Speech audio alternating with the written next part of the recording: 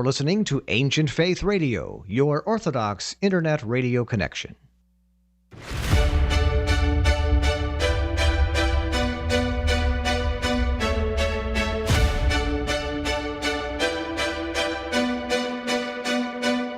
Welcome to Live with the Louhs with your hosts, Father Nicholas and Dr. Roxanne Lowe, where we will connect our Orthodox faith to day-to-day living and relationships to our family, our work, and our view of ourselves. Father Nicholas is the priest at St. John the Divine Greek Orthodox Church in Jacksonville, and Dr. Roxanne is a licensed clinical psychologist who uses her extensive training in private practice. Questions are welcome by calling 855-237-2346. That's 855-237-2346. Here now is Father Nicholas and Dr. Roxanne. Good evening, everyone, and welcome to Live with the Louhs. My name is Father Nicholas Lowe, and so happy to be joined by my lovely wife and co-host, Dr. Roxanne Lowe. Good evening, everyone. Roxanne's a clinical psychologist, and together we make up the Louhs, and it's a show that we've hoped and prayed over the last several years would bring you some practical ways to apply your faith using both faith and psychology, just to kind of give some application. We're firm believers in practical Christianity, and so hopefully you found this show beneficial. If you're new to Live with the Louhs, thank you so much for being with us. Our show airs every single Tuesday night at 8 p.m. Eastern right here on Ancient Faith Radio. Before we go into tonight's really important topic, I do want to encourage you, as we do every single Tuesday, to stay connected to us all throughout the week through our social media platforms. Friends, we are on Facebook, we're on Twitter, we're on Instagram and YouTube, all under the headings of the Louhs, and that's spelled Louhs. We're also every single week, every single day actually, we send out daily inspirational messages. If you are not receiving these messages and would love to receive them, I encourage you right now, go to our website at thelouhs.com. Again, that's Louhs, thelouhs.com. Click on the subscribe button, and all you have to do is simply put in your email address, and every message is hopefully that they will inspire you and encourage you in your walk of faith. And as always, we do encourage you to get involved in every one of our conversations. We truly believe that there's a great deal of healing that happens in the conversation. So we don't want this to be a monologue. We want this to be a dialogue. So feel free to call us at 1-855-237-2346. That's 1-855-237-2346. You can also email us a question during the live broadcast of our show at ask@ancientfaith.com. That's ask@ancientfaith.com. And as I mentioned earlier, we are broadcasting our shows on our Facebook pages, both on the Louhs and on Ancient Faith. So feel free to leave a message in the comment line, and we'll definitely get to this. So tonight we're talking about a very sensitive and complex topic. We're talking about divorce. And how do we help those of you that may be going through divorce, or maybe have someone that you know that is going through a divorce? How do we provide you those tools that you need? Well, the reality is that statistics share with us that every 13 seconds, a divorce is taking place in our country. To make matters worse, there's a tremendous number of people that are unhappy in their marriage. And if studies were to be sharing in recent surveys about what those couples are going through, many of them are simply staying in the marriage because of financial stability, perhaps out of fear of what could happen if they don't, children, a number of factors.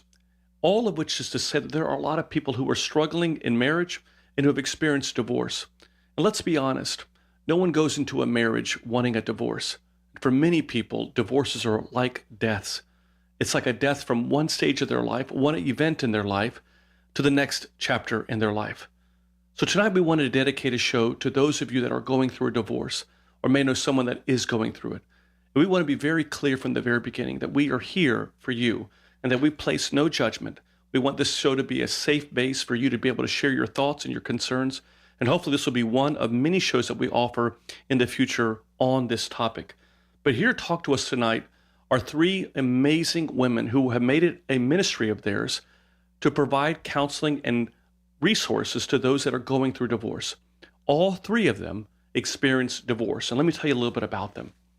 Maria Boyle is the ministry leader of St. Peter's and Paul's Divorce Rebuilders to those who are, and for over a decade, this group has addressed the contemporary needs of Orthodox Christians by offering them a place to process the many aspects of divorce experience through instruction, guidance, and support. And Maria has over 30 years of counseling experience. We're so honored to have her, as well as Hope. Hope Evans has received her Bachelor's of Science in Nursing from Montana State University in 2011, and she has worked at 3 different hospitals across Montana through her career in a variety of different roles, as well as Christina, who is currently employed as a nursing assistant at Providence St. Patrick's Hospital in Missoula, and has a tremendous amount of, her bio is just so full of excitement about hiking and biking, but her experience in going through a divorce is one of the reasons why we wanted her to be on the show as well. All 3 of these beautiful people spoke at the Orthodox Christian Association of Medicine, Psychology, and Religion, and really inspired so many of the attendees at this conference. And so we thought we'd have them here all to speak to you. And so to Maria, Hope, and Christina, welcome to Live with the Louhs. Thank you for having us on, Father. So Maria, let's get started with you. Share with our listeners, what are the obstacles facing a newly divorced person in the Orthodox Church? Well, first, other than getting through the shock of the final judgment as the judge throws the pallet on and says that you are divorced, and the agreement, where you think that's going to be the end of it because you have agreement that you've worked for a year or 2 or months to get done, then the reality is that I'm a different person. I'm no longer married. I no longer have a companion, someone I can go to. I'm on my own. The reality of being on your own, other than the devastation of finances, of children and visitation, of maybe having to downsize, of a feeling that the extended family you once had that was there for you, that filled your life with joy and gave you opportunities to connect with others, are dissipated. Sometimes friends as well, because sometimes married couples, their friends no longer want a single person along. Your mother-in-law, your sister-in-law sometimes are not in the picture anymore. So there's a lot of differences in sort of looking at yourself anew. And unfortunately, as much as divorce has been in the media, in our families, whatever, there is stigmatization. Right. You are not stigmatized if you're a widow. That's an act of God. It's an act of the disease. But if you are divorced, you feel or you hear perhaps not intentional words, asking or querying what could have happened wrong. Of course, you're asking this of yourself as well, which is part of the journey of trying to get healing. But there is the support aspect is very different from the grieving. The grieving process is very similar with whether you're divorced or whether you are a widow or widower, but the support is entirely different. That's so interesting. I think so many people may not even realize that not only is it the chasm that's happening between you and your spouse, and how that impacts the nuclear family, the immediate family, but also the extended family, and as a result, their friends, and how those friends are oftentimes perhaps put in a compromising situation, trying to determine who to be close with. Is it does it come at the expense of the friendship to the other one that they may not be as close with? I mean, so many different factors that I don't know if a lot of people realize. But again, I do want to encourage our listeners, if you'd like to speak with these extraordinary women, please feel free to do so. You can call us at 1-855-237-2346 or email us a question at ask@ancientfaith.com. And let me rather remain anonymous. Please know that we will honor that as well. So just please, when you call in, speak with our producer, let them know that you do want to be remaining anonymous, and we'll make sure that we honor that as well. And so, Hope, maybe, I'm going to throw this question out to all of you, but I'll start with you, Hope. What are the resources that are available to somebody newly divorced? Of course, there's this stigma, right? There's this, all of a sudden feeling completely on my own, loss of extended family, loss of friendships. What are the resources like, and what does the support look like for people at this stage? Yeah, thank you for that question, Dr. Roxanne. I remember being in this stage myself, and the immediate support you go to is those who have been closest to you for so long, right? Your family, your close friends, your church. And depending on where where each individual is at in their own processing of what's happening, they may or may not be ready to support you in a way that feels like support. I like to think about like the impact of divorce as being almost like in the mental image of like a dartboard where you have the bullseye, and that's the individual that's going through the divorce. But then the next step out is the family, and then the next step out is the community. And really, the impact, it's not just the individual, it's everyone else. But when I first spoke with my family, when I went through the separation from my spouse, I gave them all the freedom to grieve and to speak with whomever they needed to speak with in order to help with their own grief. And then I just asked that they remember that I was at the center of that, and that they not dump back onto me, but to find safe people within their realms to speak with. So I drew a lot of strength from my family. I drew a lot of recognize that a lot of people don't have that support. So finding a therapist as quickly as you can, that was really key for me as well.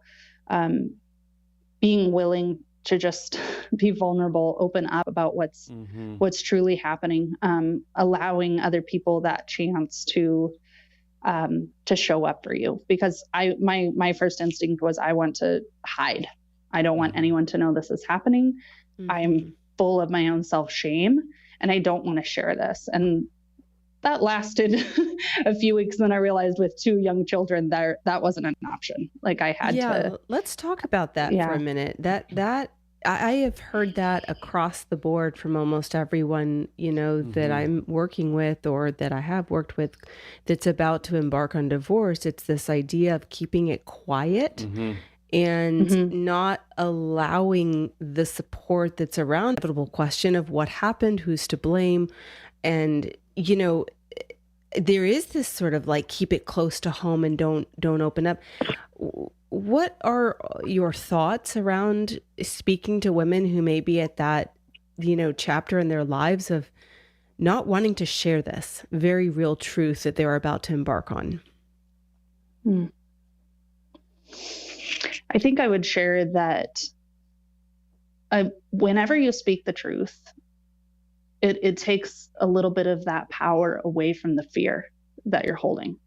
So every time I would share the truth of what was happening in my life, whether it was in the realm of my work or church or a friend that I hadn't told yet, I felt a little less afraid of what was happening to me. I love that. Christina, Maria, can you weigh in on that? Maria, let's start with you. Yeah, or Maria. Yeah, go ahead. Christina, do you want to speak or shall I? Go ahead. Okay. I think that, I think Hope said it very well, that I think that being true to your feelings, resonating your feelings with people you can trust and find you can trust, and have someone just listen to your story is important. As many times as you need to tell your story, as many different ways you need to tell your story, sometimes is cathartic, allows you to listen to, and they will listen, but they don't really get it, which is okay, but it's still good to tell your story.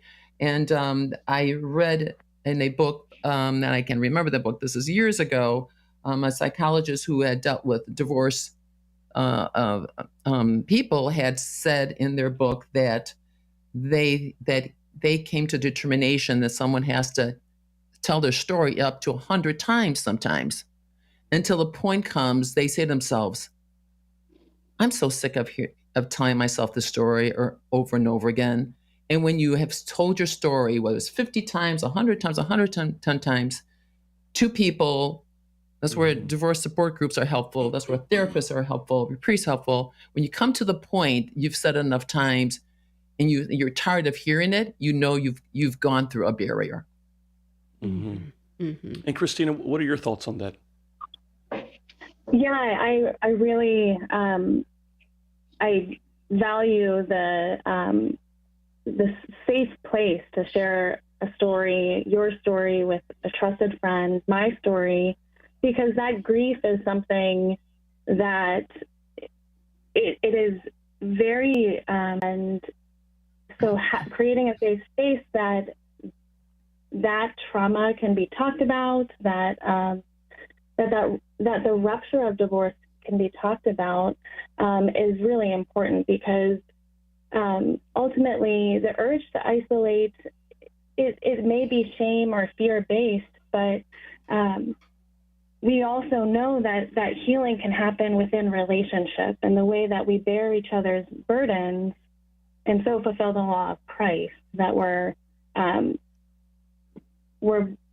not only listening and being the ear to whoever is sharing their story, but also maybe the shoulder to cry on. And Hope and I connected in Missoula, and I would reiterate too and emphasize that that resource for me was really life-saving and life-giving in a lot of ways.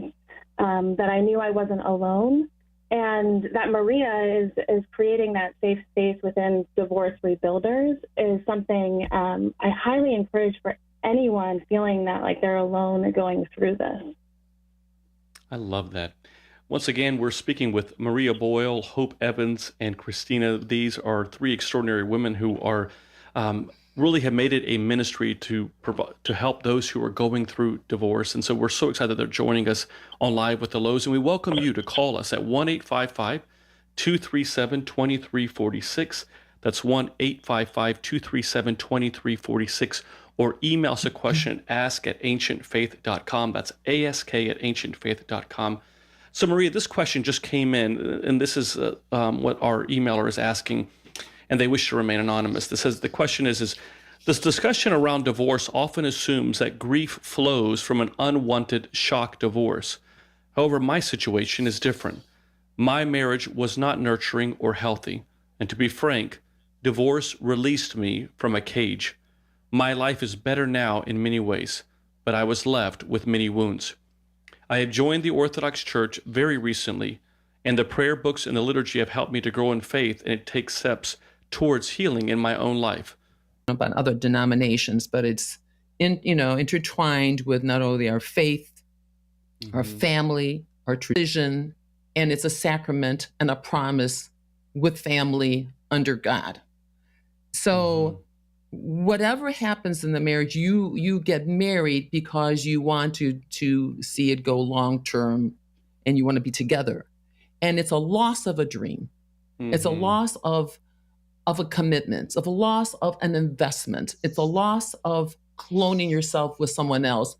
That person seeing you is almost a mirror-like image. And for that to dissipate and disappear all of a sudden, it takes time to gather the pieces and find out who you are. Perhaps this person felt all along that the marriage wasn't as healthy as possible, but doesn't mean, however, they hadn't had hopes and dreams to begin with, and didn't mean they didn't try their hardest to nurture it, to help it grow and help it be healthy.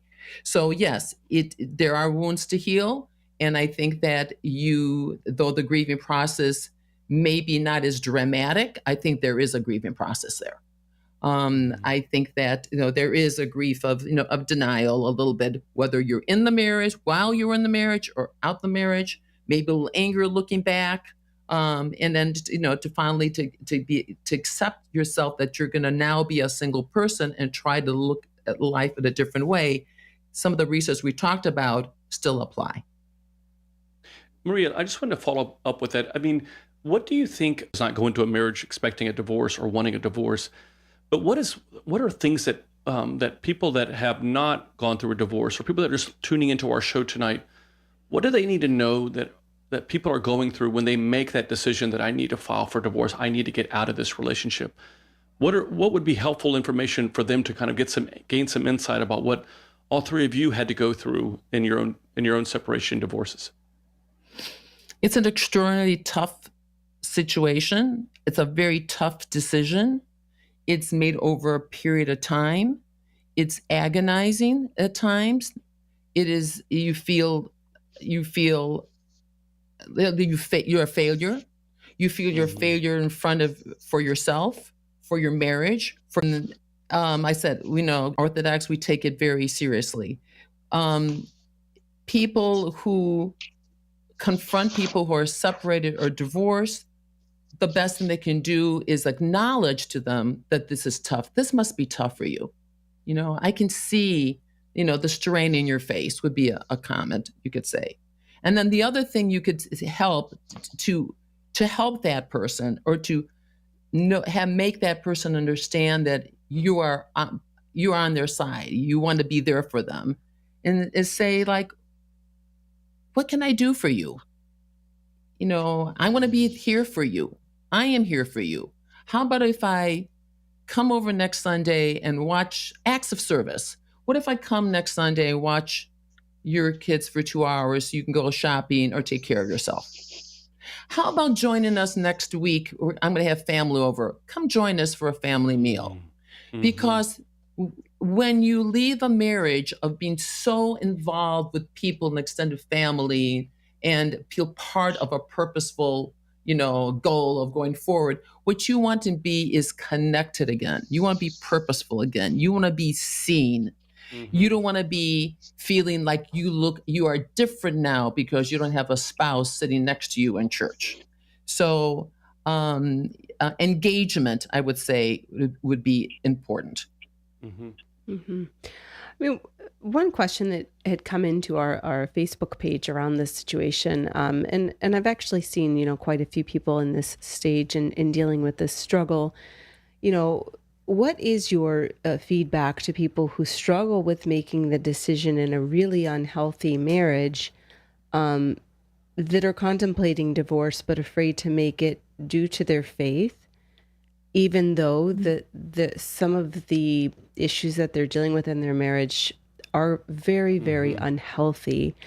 And this is after they've pursued change. I mean, I think we have to be that there's one spouse really, really working to do everything possible and the other one is not. And that's not always in your hands. So I would be really interested in hearing your perspectives on people who are struggling, who are strongly connected to their faith, who don't want to leave a marriage because of their faith when the marriage is not healthy. And Hope, why don't you start us out? Thank you, Dr. Roxanne. I can really relate to this question. This was really where I was in my marriage. And after filing for a legal separation, which I felt like I needed to just protect myself, I really struggled with what do I do next. I had come to the realization, or was coming to the realization about that time, with the help of my therapist and my priest, to realize I can't control the other person. And I think we all think that, we know that intellectually, but we don't necessarily remember that in these tough situations where you're thinking, I can love this person through this. And if I just put in a little more effort, then maybe this could change. That was a really monumental moment for me to realize I needed to step back. I needed to allow my spouse to either show up or not show up. And that was all I could do, was to just pray. And I actually have since had many conversations with my priest about this. And I think that one of the things, especially within the Orthodox churches, we talk about marriage as a martyrdom. And well, how many martyrs become martyrs because they die for their faith, right? And it's a difficult thing to hold. And finally, Father Rob said to me, Hope, within a marriage there is martyrdom, but it has to be as equal as possible, and severely unbalanced martyrdom can lead to abuse. And that statement by him just really resonated with me, and I was able to finally understand that that this could also be part of my spiritual walk. Being a divorced individual was actually part of my spiritual walk, because it become the marriage had become so much antithetical towards my movement towards Christ. Right. That's Christina, beautiful. can you add, can you expound on that as well? So the way that we interact with this Christological union of divine and human wills, that we are participating with our human wills in marriage, and that, that it's not just love as a choice, but rather that that self-sacrifice within love, the unconditional love that is the ideal, can be twisted. And I would give the example that